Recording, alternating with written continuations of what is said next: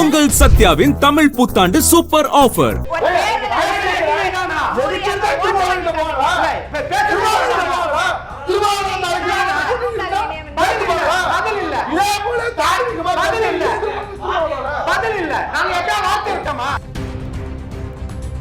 ஒரு தேர்தலில் விசிகாவை தனிச்சு களம் காண சொல்லுங்க. தேர்தல்ல என்ன ஓட்டு வாங்கி கிழிக்கிறாங்கன்னா அவங்க பாஷையில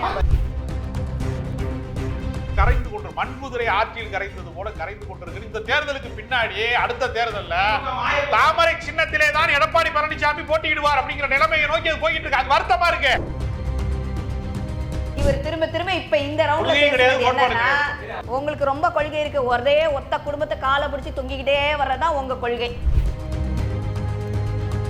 திரும்ப திரும்ப சொல்லக்கூடிய நீங்க விமர்சனங்கள் அவருக்கு என்ன தகுதி இருக்குன்னு எடப்பாடியாரை பத்தி பேசாதீங்க. மனிதன் கீழ்நிலையிலிருந்து இந்த இடத்திற்கு அடைந்து வர்றாங்கன்னா ஒரு நிமிஷம் இருந்து வந்தாருந்தா நாங்கன்னு சொல்றோம். நாங்க சொன்னா ஏத்துக்கிற மாட்டேங்கிறீங்க. நீங்களே வந்து கெஞ்சிக்கிட்டு அலையறீங்க. 8 சீட்டுக்கோ 10 சீட்டுக்கோ கெஞ்சிக்கிட்டு அலையறீங்க. நீங்க எல்லாம் பேசலாமா அதிமுக பத்தி? எல்லாத்தையும் கேட்டுட்டு உட்கார்ந்துக்க மாட்டோம். கையாலாகாத கட்சி எல்லாம் சொல்லக்கூடாது. பேசுங்க, நீங்க பேசுங்க, நீங்க பதில் சொல்லுங்க. அதாவது 8 கட்சிக்கு சிங்கி அடிக்கிறாங்க திமுக கிட்ட. அதே போல அண்ணா திராவிட முன்னேற்ற கழகம் ஒரு அகண்ட அமித்ஷாவுடைய அகண்ட வாய்ப்புள் நுழைந்து விடும். நரேந்திர மோடி அதை ஆக்கிபை பண்ணுவார், முடிச்சிருவார். க்ளோஸ் ஸ்டாலின் சொல்லிட்டு போனார்ல. அடுத்த தேர்தல்ல விசிகாவை இப்படின்னு வரும். ஞான முறையில் சிஎம் காரே இல்ல சார். அப்படி விட்டு சிஎம் காரே இல்லன்றது அவ ஏழைகள் சார். ரொம்ப ஏழ்மையா தான் அதிசயப்படல. அவர் பேர்ல ஒரு கார் ரெஜிஸ்ட்ரேஷன் இல்ல அப்படிதான் சொல்லிருக்காங்களே தவிர அவர் காரே இல்ல. அவர் டெய்லி வந்து சைக்கிள்ல போறாரு அப்படிலாம் யாரும் சொல்லல. அப்பதான் நான் சொல்லல. நீங்களா சொல்றீங்க. இவங்களுடைய ஆசை அதெல்லாம். அதாவது இது வரைக்கும் நீங்க பெருசா நினைச்சிட்டு இருந்தீங்க. இப்படி முடிச்சிட்டு நீங்களே அந்த ராகுல் காந்தி கழுத்தை வெட்டின மாதிரி மொத்தமா முடிச்சிட்டீங்களா அந்த காங்கிரஸ? எல்லாருமே பாஜக சின்னத்துல கூட்டணி வந்து தாமரை சின்னத்துல போட்டிடுறாங்க. இதை விட ஒரு வெக்கக்கேடு என்ன இருக்குது? நடக்கிறது சட்டமன்ற தேர்தலுங்க, மாநில தேர்தல். தேசிய கட்சியின் சின்னத்துல ஏன் போட்டிடுறாங்க? மாநில தேர்தல ஏன் பாஜக வச்சு நம்ம பேசிட்டு இருக்கோம்? அதுக்கு இதுக்கு என்ன சம்பந்தம் இருக்கு? சொல்றீங்க திருப்பி கேட்டா நாங்க பேருந்து நாங்க வந்து 1000 ரூபாய் உரிமை தொகை 1,30,30,00,000 பெண்கள் கொடுத்துட்டோம். வேற எப்ப கொடுத்தீங்க? எவ்வளவு கொடுத்தீங்க? எப்ப கொடுத்தீங்க? என்னைக்கு கொடுத்தீங்க? 10 லட்சம் பேரு. அறிவிப்பு தான் வந்திருக்கு. எவ்வளவு பேருக்கு கொடுத்தாங்கன்னு இன்னமும் அறிக்கையில் வரவில்லை.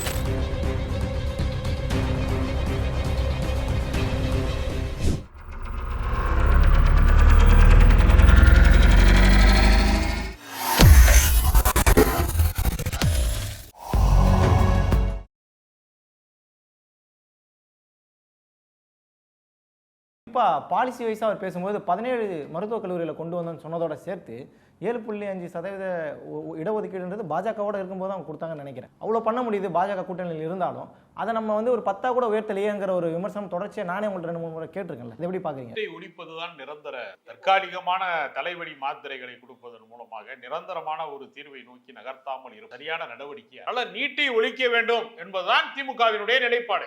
ஏதோ அதிமுக ஆட்சியில மதுவிலக்கு அமலில் இருந்தது மாதிரியும் திமுக ஆட்சியில தான் வந்து புதுசா சாராய கடையெல்லாம் டாஸ்மாக் எல்லாம் திறந்தது மாதிரியும் வரலாற்றை வந்து ஒரு பதிவு செய்யறாரு.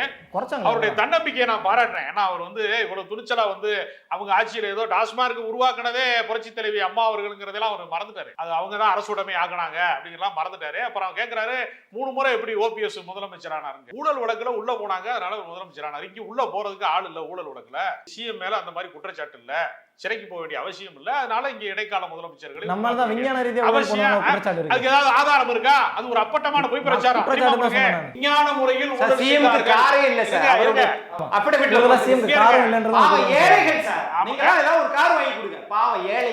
நான் கார் சொத்த காட்டுனா தான் கணக்கு வரும். இருங்க சார் சொல்லிடுங்க. இருங்க கூச்சல் போடாதீங்க. நான் கூச்சல் போட ராஜகம் இருந்தானே கூச்சல் போட. நான் வந்து கார் பயன்படுத்தலாம். நான் அந்த காரை நான் என் பேர்ல ரெஜிஸ்ட்ரேஷன் பண்ணாம என் மனைவி பேர்ல என் குழந்தை பேர்ல கூட நான் கார் அதுல இருந்தா கூட அஃபிடவிட்ல வந்திருக்கு. ஆமாங்க வரல. அவர் பேர்ல கார் இல்ல. மனைவி பேர்ல இருந்தா கூட அஃபிடவிட்ல வந்திருக்கு. அவருக்கு காரே இல்லன்னு புரிஞ்சுக்க கூடாது. ரொம்ப ஏழ்மையா தான். அதிசயப்படல. அவர் பேர்ல ஒரு கார் ரெஜிஸ்ட்ரேஷன் இல்ல அப்படிதான் சொல்லிருக்காங்களே தவிர அவர் காரே இல்ல, அவர் டெய்லி வந்து சைக்கிள்ல போறாரு அப்படிலாம் யாரும் சொல்லல. அப்பலாம் நான் சொல்லல, நீங்களா சொல்றீங்க. இவங்களுடைய ஆசை அதெல்லாம். அதாவது நாங்க ஆசைப்படுறோம். எத்தனையோ முறை அவர்கள் கட்சி உடைந்திருக்கிறது, அவர்களால் வந்து அதை ஒருங்கிணைக்க முடியல. அது ஓட்ட உடசலா வந்து ஒட்டுச்சட்டை மாதிரி போட்டு அவங்களால இப்ப பண்ண முடியல.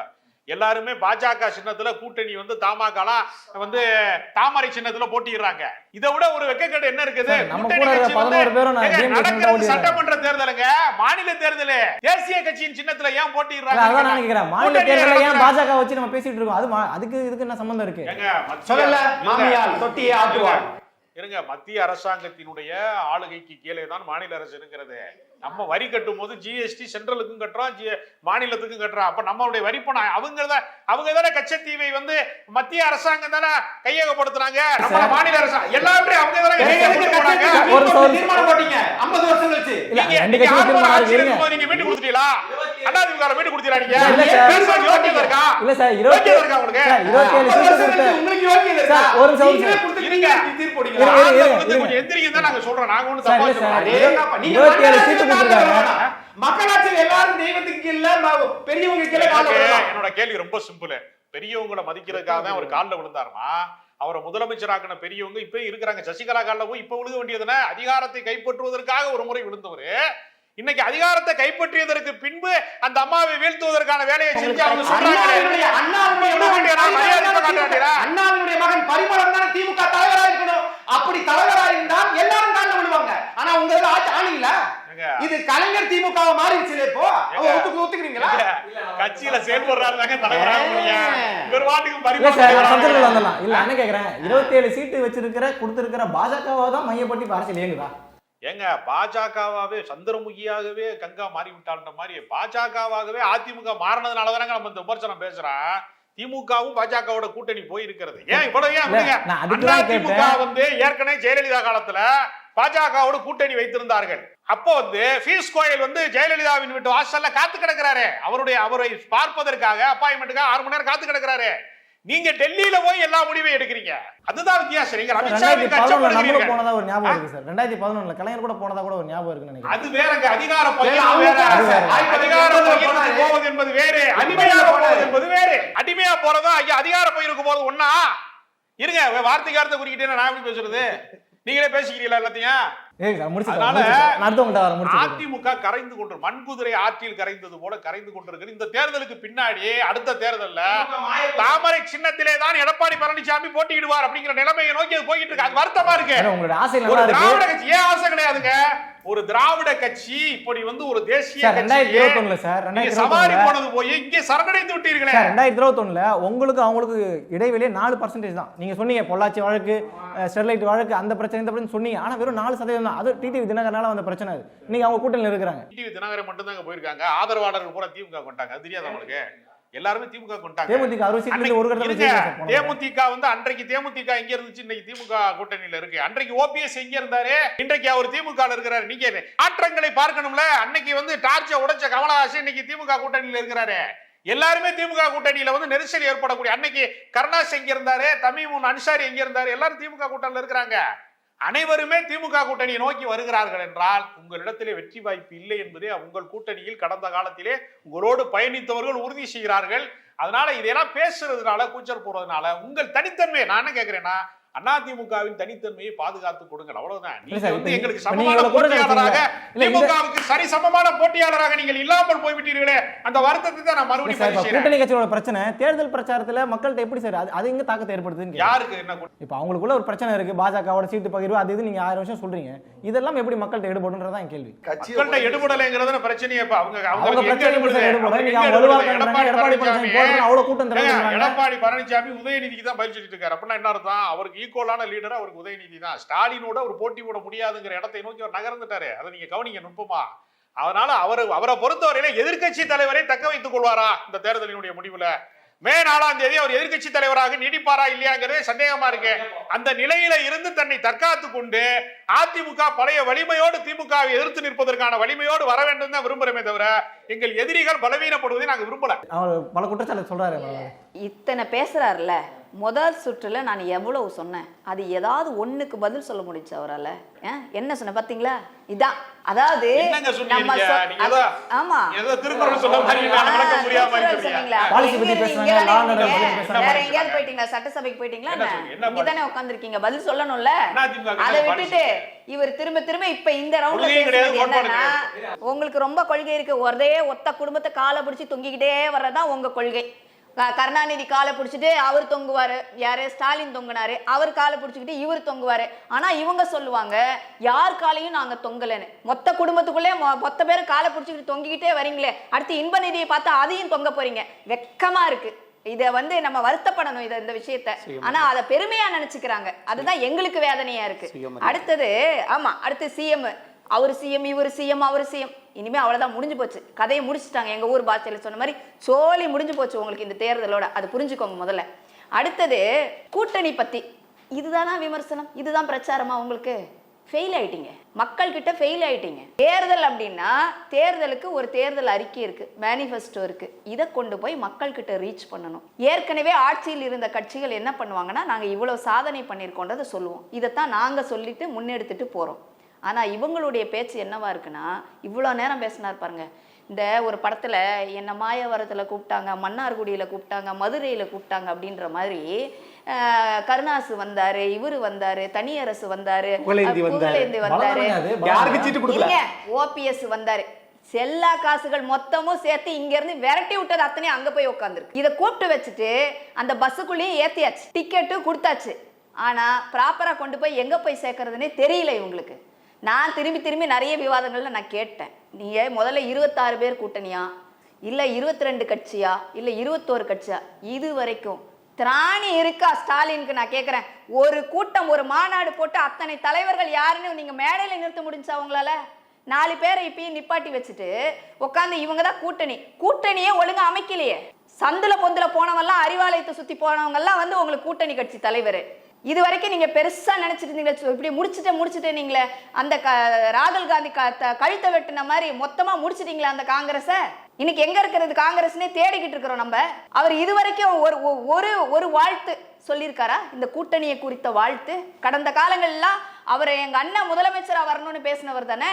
இன்னைக்கு அண்ணன் எங்க போனாரு, எங்க இருக்காருன்னே தெரியலையே, தேடிக்கிட்டு இருக்கோம். அவர் எங்கேயாவது பார்த்தா கூட்டிட்டு வாங்கன்ற நிலைமையில பக்கத்து மாநிலத்துக்கு வந்து போனதாக செய்தி.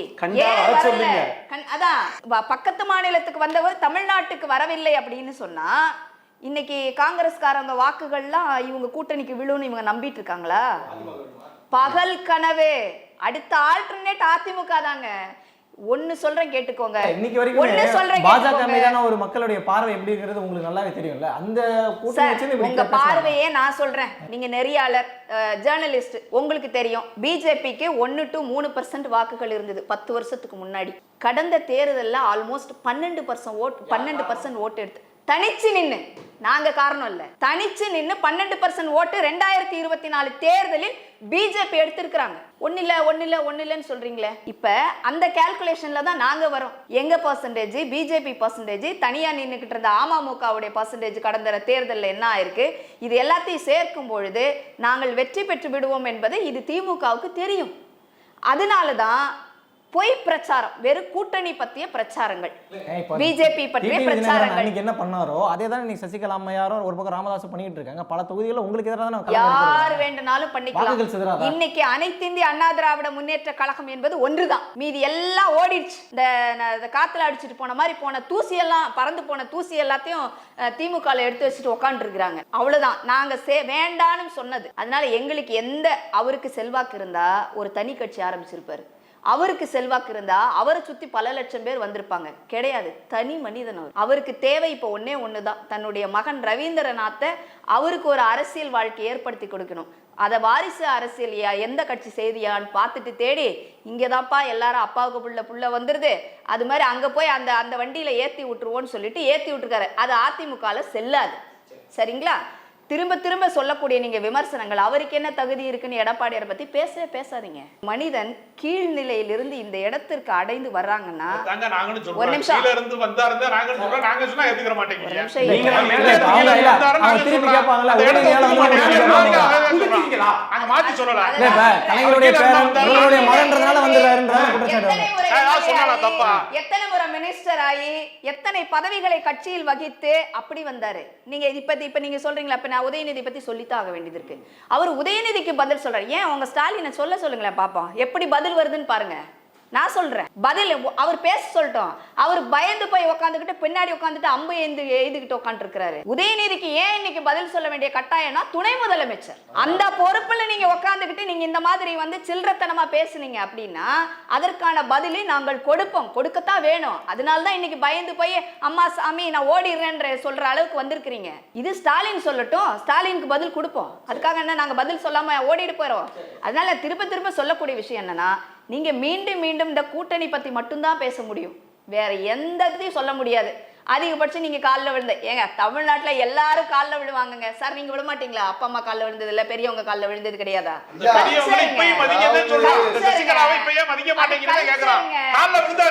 சொல்ல மாட்டேன். அந்த சசிகலா உயிரோட இருக்கும்போது அவங்களை ஏன் வந்து நீங்க அரசியல் அனாதையா ஏன் அந்த அதிமுகவை விட்டு அப்புறப்படுத்தி விட்டு அதிகாரத்தை கைப்பற்றி விட்டு இப்பயே காலில் விழுக மறுக்கிறீங்க? அதே பணிவை அதே பண்பு இப்போ சசிகலா உயிரோடு இருக்கிறார். ஜெகதீசன் துணை பொதுச் செயலாளர், அவங்க காலில் நீங்க போய் விழுந்தீங்களா?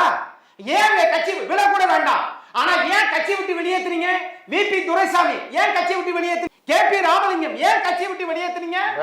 நீங்க வெளியேத்துனா சார் ஒண்ணு வேண்டாம் சார். மூக்க அழகிரி எங்க போனாரு சார்? அவ்வளவுதான். அவர் அரசியல்வாதியா இருந்தாரா இல்லையா சார்? அரசியல் களத்துல அவர் எங்க போனாரு? எங்க விரட்டி விட்டீங்க அவரை? எங்க விரட்டினாங்க? அப்படி ஒரு மனிதனே காணுமே. அவர் எவ்வளவு பெரிய அரசியல் தலைவர்? அதெல்லாம் ரியல் அரசியல்வாதிங்க. அதுல தான் ஒரு குற்றச்சாட்டை வைக்கிறீங்க. அத தொண்டர்களோ மக்களோ எதிர்க்கலையே. யார் எதிர்க்கல? எல்லாம் எதிர்த்து ஓஞ்சிருச்சு. அண்ணா திமுக எதிர்த்து ஓயாது, எதிர்த்து கொண்டே இருக்கும். அத பத்தி நீங்க பேசாதீங்க. அதுதான் எடப்பாடி பழனிசாமி மீண்டும் அந்த அம்பை எடுத்து வீசுறாரு. மதுரையில கோட்டையா இருந்தவரை ஒழிச்சிட்டு இவங்க வாரிசு, இவங்க பிள்ளை, இவங்க தான் வரணும்னு சொல்லி இவங்க வச்சிருக்காங்க. இன்னைக்கும் கனிமொழிக்கும் அவருக்குள்ள டிஸ்பியூட் விரைவில் தெரியும். ஆடியோ மறந்துட்டமே, அதை அதிமுக வந்து ஒன்றாக தான் இருக்கிறது. அதிமுக வந்து பாஜகவோட ஒன்னாக தான் போகுது. டெத் கிஸ்னு ஒன்று இருக்கு தெரியும்ல. பாஜக எங்க போனாலும் இப்போ அது அந்த கட்சிக்குள்ள போயிட்டு அங்க இருக்கக்கூடிய நபர்கள்லாம் அப்படியே ஆக்கியூபை பண்ணி தன்வயப்படுத்தி கொண்டு அந்த கட்சியை அழிச்சு. கடந்த கால வரலாறு அதுதான். பாஜக எப்பயுமே என்ன பண்ணும்னா அடுத்த கட்சியின் மீது சவாரி செய்து கொண்டு அவங்க கிட்ட இருக்கக்கூடிய எல்லா எனர்ஜியும் வந்து வாங்கி. இந்திய கம்யூனிஸ்ட் ஒன்னா தான் இருந்துச்சு, இப்ப ரெண்டா பிரிஞ்சிருக்கு. அதனாலதான் வந்து அது வேற டாபிக். அவர் அப்படிதான் பேசிட்டு இருப்பாரு, அவரை விடுங்க. பாஜகவுடைய இயல்பான பாணி அது தெரிந்தும் அண்ணா திராவிட முன்னேற்ற கழகத்தினுடைய தொண்டர்கள் இவங்களோட இருக்கிறாங்களே அப்படின்ட்டு கொஞ்சோண்டு வருத்தப்பட்டாரு எடப்பாடி பழனிசாமி. அப்படின்னாக்கா உடனே வாபஸ் வேண்டாம், கூட்டணி வேண்டாம், ஒன்றும் வேண்டாம், நம்ம கட்சி அழிஞ்சிட்டு போயிட்டே இருக்கு. நான் கேட்குறேன், ஓபிஎஸ்க்கு ஆள் இல்லை. ஓபிஎஸ் எவ்வளவு பெரிய டாமினேட்டடான பவர் ஏடிஎம்கேல. அம்மையார் ஜெயலலிதா நம்பி ஆட்சியை கொடுத்து விட்டு சென்ற ஒரு நம்பிக்கைக்குரிய மனிதர் ஓபிஎஸ். அவங்க என்னதான் ஊழல் செஞ்சு ஜெயிலில் போயிட்டு ஒரு குற்றவாளின்னு நிரூபிக்கப்பட்டு ஜெயிலில் உட்காந்துட்டு இருந்தாலும் ஆட்சியை இங்கதான் வந்து கொடுத்துட்டு போனாங்க. எடப்பாடி பழனிசாமி அப்படி கிடையாது. எடப்பாடி பழனிசாமி ஒரு துரோகி. நான் சொல்லல, சசிகலா சொல்றாங்க. அவர் வந்து ஒரு துரோகி. எப்படி ஆமா டிடிவி தினகரன் அவரும் சொல்றாரு. நான் அம்மையார் ஜெயலலிதா ஓபிஎஸ் கிட்ட ஆட்சியை கொடுத்துட்டு போகும்போது திருப்பி அதே சீட்ல இருந்து ஏஞ்சி திருப்பி ஜெயலலிதா கிட்டே கொடுத்துட்டாங்க. எனவே ஜெயலலிதா அவனுடைய விசுவாசி. அம்மையார் சசிகலா நினைச்சாங்க நம்மளுடைய விசுவாசியா எடப்பாடி இருப்பாரு அப்படின்னு நினைச்சாங்க. அதுதான் இப்ப ரொம்ப உங்களுக்கெல்லாம் அவசியமானதா இருக்கா இப்ப தேர்தலுக்கு? நாம தப்பிக்கணும். தலைப்பு என்ன? நான் என்ன கேட்கிறேன், தலைப்பு என்ன? தலைப்புல இருந்து பேசுறாங்க அதிமுக. திமுக திட்டுறது ஒண்ணுதான் எங்களுடைய நோக்கம். எடப்பாடி பழனிசாமி என்ன பண்றாரு? நெறியாளர் அவர்களே உங்களுக்கு நல்லா தெரியும், இங்க எதையுமே நான் ஸ்டார்ட் பண்ணல. இவர் பேசினதுக்கும் அவர் பேசினதுக்கும் பதில் மட்டும் தான் கொடுத்திருக்கேன். நீங்க என்ன பண்ணலாம், அடுத்த இன்டர்வியூல இருந்து அவங்க கிட்ட இருந்து ஸ்டார்ட் பண்ணுங்க. அவங்களுக்கு கவுண்டர். அதிமுக இன்னைக்கு கையாளாகாத ஒரு அரசியல் கட்சியாக மாறிவிட்டது. இவங்க சொல்றாங்கல்ல குடும்ப வாரிசு. விசிக வந்து பெரிய கட்சியா இருக்கு, ஆளுங்கட்சியா திமுக இருக்கு. அதனால அதிமுக இவருக்கு கையாளாகாத கட்சியா தெரியும். நீங்களே வந்து கெஞ்சிக்கிட்டு அலையறீங்க, நிப்பாட்டுங்க, 8 நான் என் சீட்டுக்கும் கருத்தை 10 முடிச்சுட்டு சீட்டுக்கும் பேசுறோம். கெஞ்சிக்கிட்டு அலையறீங்க. நான் நீங்க குறுக்கிட்டா எல்லாம் என்ன ஆகும் பேசலாமா தெரியுமா? அதிமுக பத்தி? நான் இல்ல, இது சரியா இந்த வார்த்தை. எல்லாத்தையும் கேட்டு நான் உட்கார்ந்துருக்க பேசுறத மாட்டோம். ரெண்டு பேரும் கையால எழுதிடுவாங்க. ஆகாத கட்சியெல்லாம் நீங்க சொல்லுங்க. பேசுங்க, நீங்க பேசுங்க. கோச்சுப்பாங்க. நீங்க பதில் சொல்லுங்க. அதாவது கோச்சுப்பாங்க. 8 கட்சிக்கு சிங்கி அடிக்கிறாங்க திமுக கிட்ட. இவங்க பேசுறாங்க கோச்சுப்பாங்க. 75 சீட்டோட உட்கார்ந்து எதிர்க்கட்சி அந்தஸ்துல இருக்கக்கூடிய எங்களை வந்து சீப்பா பேசுறீங்களா? என்னங்க இது பேச்சு? வாய் இருக்குன்னு ஏன் எதனா வெறுச்சி? பேசலாமா? அதான் பேசியிருக்காங்க. ரைட். என்னன்னா அதிமுக தன்னுடைய வலுவை இழந்து விட்டது. இன்னும் காலப்போக்கில் எப்படி பாஜக மற்ற அரசியல் கட்சிகளை விழுங்கியதோ அதே போல அண்ணா திராவிட முன்னேற்ற கழகம் ஒரு அகண்ட அமித்ஷாவுடைய அகண்ட வாய்க்குள் நுழைந்து விடும். நரேந்திர மோடி அதை ஆக்கிபை பண்றாரு, முடிச்சிருவாரு, க்ளோஸ். ஸ்டாலின் சொல்லிட்டு போனார்ல, காங்கிரஸ் முடிச்ச மாதிரி. அப்படி இல்லைங்க, முடிஞ்சு போச்சு, பேச்சுவார்த்தை முடிஞ்சு போச்சு, எல்லாம் ஓகே ஆயிடுச்சுன்ற மாதிரி நரேந்திர மோடி வந்து அடுத்த தேர்தல்ல விசிகாவை இப்படின்னு வரு. ஏங்க எமர்ஜிங் லீடருங்க, நான் கேக்குறேன், பாஜக எடுத்து பேசுறதுக்கு அதிமுகவுக்கு துப்பு இருக்கா? பார்லிமெண்ட்ல பேசுறதுக்கு துப்பு இருக்கா? திருமாவளவனை பத்தி பேசலாமா? திருமாவளவனை பற்றி பேசுவதற்கு ஏதேனும் அரசியல் கட்சிக்கு தகுதி இருக்கா? அதிமுகவுக்கு தகுதி இருக்கா? எடப்பாடிக்கோ இல்ல எடப்பாடியோட சுத்தி கொண்டிருக்கக்கூடிய அந்த அல்லக்கை நொல்லக்கை அதிமுகவோட சந்தன போட்டு குங்கும போட்டு தர்மாக்கோல் விஞ்ஞானி இவங்க எல்லாம் அறிவு இருக்குமா? அவங்க கத்துறீங்க. பேசணும். நான் கேட்கிறேன், திருமாவளவனை பற்றி பேசுறதுக்கு இவங்களுக்கெல்லாம் வாய் வருமா? தெருவில் நின்று பேசிடுவாங்களா? கரெக்டா நின்று போராடி விடுவாங்களா? பார்லிமெண்ட்ல நரேந்திர மோடி நேருக்கு துடிச்சே இந்த கை நீட்டி பேச தெரியும். இந்திய நாட்டினுடைய அரசியலமைப்பு சட்டத்தை பத்தி புட்டு புட்டு வைக்க தெரியும். எடப்பாடிக்கு என்ன தெரியும்? என்ன வார்த்தை இது? என்ன வார்த்தை இது? அழகா சும்மா திருமாவளவன்கிட்ட போய் என்ன பேசுறாரு? எதுக்கு எல்லாம் திருமாவளவன்கிட்ட போய் என்ன பார்த்தா? இவர் என்ன பேசுறாரு? திருமாவளவன்கிட்ட போய் ஏன் ஒரு தேர்தலை என்ன தள்ளி அனுமதி வைக்கிறேன்? முடியாது? ஒரு தேர்தலை நீதானா? எதுக்கு எல்லாம் திருமாவளவன்கிட்ட போகலாம்? திருமாவளவன்கிட்ட போகலாம்? திருமாவளவன் நாளைக்கு பயந்து போகலாம்? பதில் இல்ல. இதே போல தார்மீகமா பதில் இல்ல. திருமாவளவனா? பதில் இல்ல. நாங்க எப்ப வார்த்தை விட்டோமா? இங்க பாருங்க. நான் முடிச்சிடுறேன். நான் உங்ககிட்ட நான் என்ன கேட்கிறேன்? இனிமே debate எதற்காக? கூப்பிடாதீங்க. இந்த மாதிரியான தகுதி தராதாரம் இல்லாம ஆமா, ஆமா, எங்களுக்கு தகுதி இல்லை, உங்களுக்கு தகுதி இருக்கு. இல்ல, இல்ல, நான் கேவலம் இது. நான் முடிச்சு அதிமுக காரர்கள் பாஜக ஆமா. இத தவிர வேற எங்களுக்கு அந்த தகுதி கிடையாது. எங்களுக்கு அந்த தகுதி கிடையாது. திமுக அந்த தகுதி கிடையாது. எதிர்த்து பேசும் திமுக அதான் தெரியும். மாநிலத்துக்கான இந்திய தலைவரா எதிர்த்து நின்று சாலை திருமாவளவன் கேட்பாரு. சாலை பேச கேட்பாரு.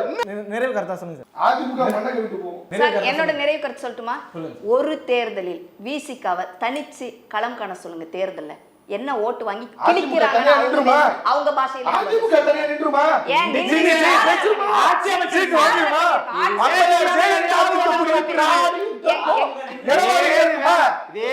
இருக்குமா?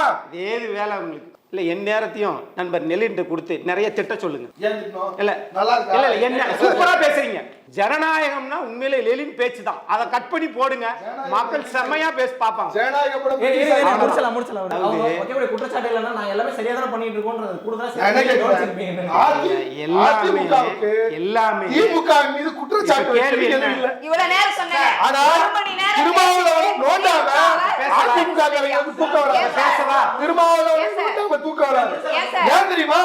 திருமாவளவன் சொல்லிட்டு இருந்தேன். என் நேரம் பொறுங்க, கொஞ்சம் நல்லா பேசிட்டீங்க, பேசுங்க. நல்லா அழகா பேசிட்டீங்க. பேசுங்க. விட்டுருங்க, கொஞ்சம் நேரம் கொஞ்சம் பொறுங்க. நீங்களும் அழகா பேசுங்க. ஆமா ஆமா ஆமா. இல்லாட்டி ஏதாவது தண்ணியை கிண்ணியை ஆமா குடிச்சு ஆமா, நீங்க பேசுங்க பேசுங்க.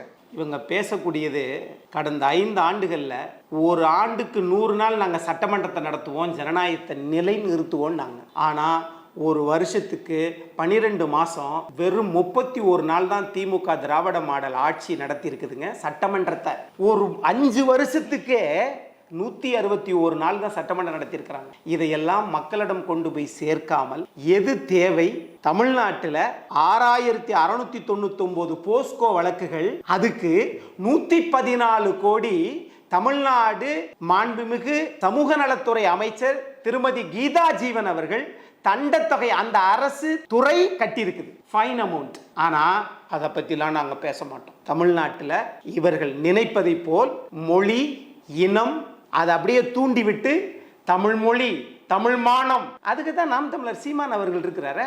நீங்க ஆட்சியில் இருந்து என்ன செஞ்சீங்க அப்படின்னு கேட்டா அதுக்கு எந்த பதிலும் இல்லை. இவர்கள் சொல்லுவது இங்க பாஜக உள்ள வந்துரும். சார் நிறைய திட்டத்தை பட்டியலிட்டாரு சார். எது? இலவச பேருந்து பயணம், மகளிர் உரிமை தொகை, நான் முதல்வன். அப்படியே வரிசையா சொல்லுங்களேன், ஒரு 4 திட்டத்தை சொல்லுங்களேன். அதான் சார் சொல்லுங்களேன். சார் 3 சொல்லிட்டீங்க, வேற சொல்லுங்க சார். அதான் அவன் குறிப்பிட்டு சொன்னாரு. 3 தவிர வேற ஒண்ணுமே இல்லையா? அப்ப 5 வருஷம் இதுதான் பண்ணாங்களா? அதத்தான் நாங்களும் கேட்கிறோம். பெரிய விஷயம் இல்ல இல்ல 3 தான் சொல்றீங்க. திருப்பி கேட்டா நாங்க பேருந்து, நாங்க வந்து 1000 ரூபாய் உரிமை தொகை, 1,30,30,00,000 பெண்கள் கொடுத்துட்டோம். வேற எப்ப கொடுத்தீங்க? எவ்வளவு கொடுத்தீங்க? எப்ப கொடுத்தீங்க? என்னைக்கு கொடுத்தீங்க? 10 லட்சம் பேரு அறிவிப்பு இப்பதான் கொடுத்தாங்க. 3 மாசத்துக்கு முன்னாடி தான் கொடுத்தாங்க. எப்ப? 5 வருஷம் பீரியட் முடிஞ்சிச்சு. நாங்க 52 லட்சம் லேப்டாப் கொடுத்தோம். இவங்க 10 லட்சம் லேப்டாப் கல்லூரி மாணவர்கள் கொடுக்கறேன்னு சொன்னதே இப்பதான் 2 மாசத்துக்கு முன்னாடி. அறிவிப்பு தான் வந்திருக்கு. எவ்வளவு பேருக்கு கொடுத்தாங்கன்னு இன்னமும் அறிக்கையில் வரவில்லை. ஆகையினால எந்நேரம் சேர்த்து கொடுக்கணும். அதனால இவர்கள் பேசுவது பாஜக பத்தி பேசுறது இருக்கட்டும் சாமி. ஆனா உங்க ராகுல் காந்தி ஏன் தமிழ்நாட்டுக்கு வருவாரா வரமாட்டாரா? விரைவில் ராகுல் காந்தி தீர்த்து வைப்பாரு. ரொம்ப கவலைப்பட வேணாம். நான் சொல்றேன், அண்ணா திமுக பத்தி ராஜகம்பீரம்னா திமுக தலைவரை கவலைப்பட வேணாம். நாட்டு மக்களை பத்தி கவலைப்படுங்க. எங்க விளவங்கோடுல, கேரளாவுல, திருவனந்தபுரத்துல ஒருத்தர் 3 இடத்துல நின்று சீட்டு கட்டுவருக்கு திரு KC வேணுகோபால் தமிழ்நாட்டுக்குள்ள விளவங்கோடுல சீட்டு கொடுத்திருக்காங்க. இது என்னங்க இது? அப்போ தமிழ்நாட்டுக்கு வரவும் மாட்டாங்க. ஆனா இவங்க வந்து ஜெல் ஆகல. ஆனா அங்க பாஜக கூட்டணி, அதிமுக ஜெல் ஆகல. பாஜகவை நம்பி அதிமுக கிடையாது, ஆனால் காங்கிரஸை நம்பி திமுக இருக்குது. ஒத்துக்கிறீங்களா? என்ன பொறுத்தல சார், இது இவ்வளவு நேரம் நம்ம அந்த கட்சிக்காக பேசிட்டோம். எவ்வளவோ விஜய்க்காக பேசியிருக்கோம், நாம் தமிழர் சீமானுக்காக பேசியிருக்கோம், திரு எடப்பாடி பழனிசாமிக்காக பேசியிருக்கிறோம், அது மாதிரி மாண்புமிகு முதலமைச்சர் MK ஸ்டாலினுக்காக பேசியிருக்கிறோம். ஒண்ணு மட்டும் இந்த ஐத்தமிழ வேதனையோடு பதிவு செஞ்சுறேன். இவ்வளவு நேரம் பேசுறதெல்லாம் அரசியல். தமிழ்நாட்டில் அடுத்து பள்ளிக்கூடம் துவங்க போது தனியார் பள்ளிக்கூடங்கள் ஒரு ஆண்டுக்கு ஒரு பிள்ளைக்கு காலையில தான் போய் அந்த பணம் கட்டுறது வாங்கிட்டு வந்தேன். நான் மட்டும் இல்லை, என்னை போல ஏகப்பட்ட பேர் அங்கே கொதிச்சாங்க. அதனால நான் பதிவு செய்கிறேன். இலவச கல்வி அதெல்லாம் மாறி அரசு பள்ளிக்கூடங்கள் தமிழ்நாட்டில் மூடிக்கிட்டே இருக்கிற நேரத்தில் தனியார் பள்ளிகள் மட்டும் 1,20,000 ரூபாய் ஃபீஸ் கேட்குறாங்க சார். நான் அதைத்தான் சொன்னேன். ராஜகம்பீரனுக்கு நல்லது சொன்னா பிடிக்காது. நான் சொல்றேன், அதிமுக ஆட்சியில் திமுக ஆட்சியில் இது நடந்துச்சு, இப்பயும் நடக்குது. இத பத்தி யாராவது நடவடிக்கை எடுப்பீங்களா? தனியார் பள்ளிகள் ஏங்க என்னதான் திட்டங்கள் வந்தாலும் நல்ல திட்டங்கள் வந்தா ஏத்துக்கிறது தான் மக்கள். ஆனா தமிழ்நாட்டில் அதிகம் நல்லா படிக்க சொன்னார் காமராஜரும் காந்தியும். ஆனா இன்னைக்கு நிறைய குடிங்க, ஆனா பள்ளிக்கூடத்துக்கு கட்டுக்கட்டா காசை கொடுங்க அப்படின்னு சொன்னால் 1 லட்சம் ரூபாய் 6வது 7வது 8வதுக்கு அவன் டிகிரி முடிச்சு வரும்போது எத்தனை லட்சம் ரூபாய்? 5,000 ரூபாய் சம்பளத்துக்கு வெளியே போறாங்க. அதை பத்தி திமுக அதிமுக சொல்லி இருந்தால் அதற்கு நான் தலை வணங்குறேன். அரசு பள்ளிக்கூடத்துல பிள்ளைய சேர்க்க சொல்லுங்க, இலவச கல்வி கிடைக்கும். ஆங்கில வழி கல்விக்காகத்தான் தனியார் இவங்க மட்டும் 4 கோடி ரூபாய் கார்ல போவாங்க. இவங்க மட்டும் 4 கோடி ரூபாய் கார்ல போவாங்களா? தனியார் பள்ளிக்கூடத்துல காசை குறைக்க சொல்லுங்க. 46,000 கோடி எதுக்குங்க ஒதுக்குறீங்க? அந்த ஸ்கூலே மூடுறீங்க. நீங்க கத்திக்கிட்டே இருக்காதீங்க. அரசு பள்ளிக்கூடத்திலையும் ஆங்கில வழி கல்விக்காகத்தான் தனியாருக்கு போறாங்க ஏழை மாணவர்கள். அவங்களால அந்த படிப்பை ஆசைப்படுறாங்க.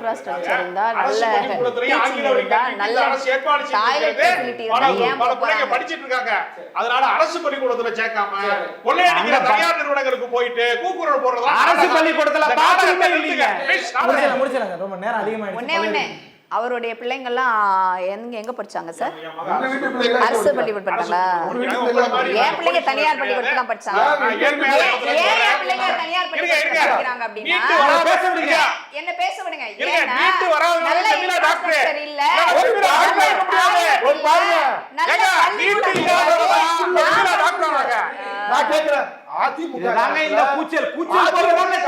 அதிமுக காலத்துல சரி போது முடிச்சு விடு தலைவா. அதிமுக காலத்துல அவங்க மேம்படுத்தல. திமுக இங்க வர 2 பேரும் கூச்சல் போட்டா என்ன சொல்லுது? திமுகவோட அதிகமா ஆட்சி. நாங்க வந்துட்டோம் போயிட்டோம். அரசு பள்ளிக்கூடத்துல பல்வேறு கருத்துக்கள் பகிர்ந்தமைக்கு ரொம்ப நன்றி.